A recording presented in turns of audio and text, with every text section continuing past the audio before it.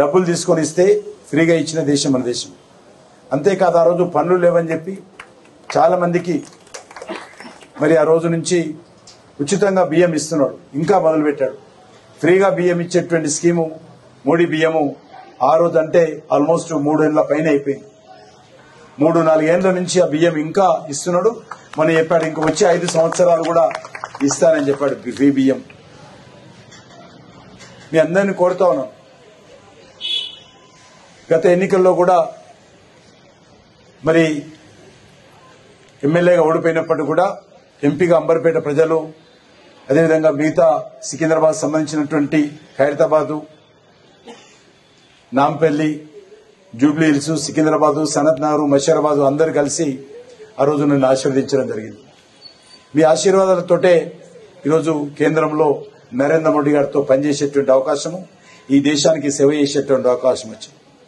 ఈ కరోనా సంబంధించినటువంటి సమస్య వచ్చినప్పుడు దేశానికి సంబంధించినటువంటి కంట్రోల్ రూము నేనే నిర్వహించిన విషయం మనం చేస్తా ఉన్నాను. అంబర్పేట బిడ్డ ఢిల్లీలో నార్త్ బ్లాక్ లో కూర్చొని దేశానికి సంబంధించినటువంటి కరోనా కంట్రోల్ చేసే విషయంలో ముందున్నాను.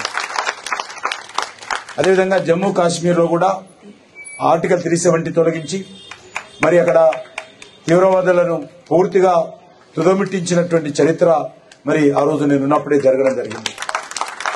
అంతేకాకుండా ఈరోజు కల్చర్ మినిస్టర్ వచ్చిన తర్వాత ఏదైతే రామజన్మభూమి దేవాలయం నిర్మాణం జరిగిందో దాంట్లో కూడా ఉడతా భక్తిగా నా వంతు ప్రయత్నం నేను చేయడం జరిగింది.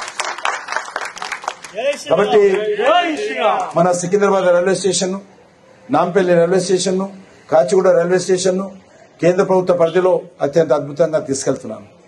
సికింద్రాబాద్ రైల్వే స్టేషన్ కు 720 కోట్ల రూపాయలతోటి ఇట్లా ఎయిర్పోర్ట్ ఎట్లుంటుందో ఆ రైల్వే స్టేషన్ కూడా అదే విధంగా ఇప్పుడు నిర్మాణం చేస్తా ఉన్నాం.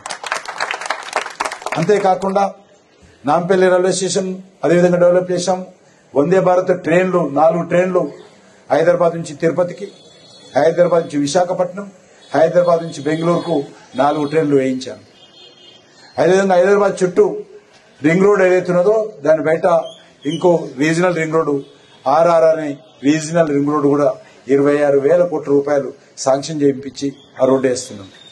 ఆ రోడ్డు అయిపోయిన తర్వాత పేద ప్రజలకు, మధ్యతరగతి ప్రజలకు, ఉద్యోగస్తులకు శాటిలైట్ టౌన్షిప్ ఏర్పాటు చేస్తే చాలా తక్కువ ధరకు మరి ఇల్లు కట్టుకోవడానికి కానీ భూమి కొనుక్కోవడానికి కానీ ఉపయోగం ఉంటుంది.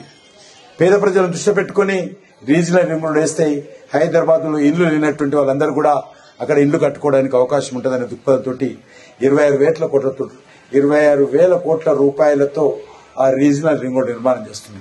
అది అయిపోతే అక్కడ కంపెనీలు వస్తాయి, ఐటీ కంపెనీలు వస్తాయి, మ్యానుఫ్యాక్చరింగ్ కంపెనీలు వస్తాయి, మాల్స్ వస్తాయి, ఎంటర్టైన్మెంట్ వస్తుంది, టూరిజం వస్తుంది, అనేక రకాల ఇతర కార్యక్రమాలు కూడా, ఆఫీసులు, కమర్షియల్ కాంప్లెక్స్ వస్తాయి, కార్పొరేట్ కంపెనీలు వస్తాయి. మనకందరికీ, మన పిల్లలకు లక్షలాది మందికి ఉద్యోగాలు దొరికే అవకాశం ఉంది. అంతేకాదు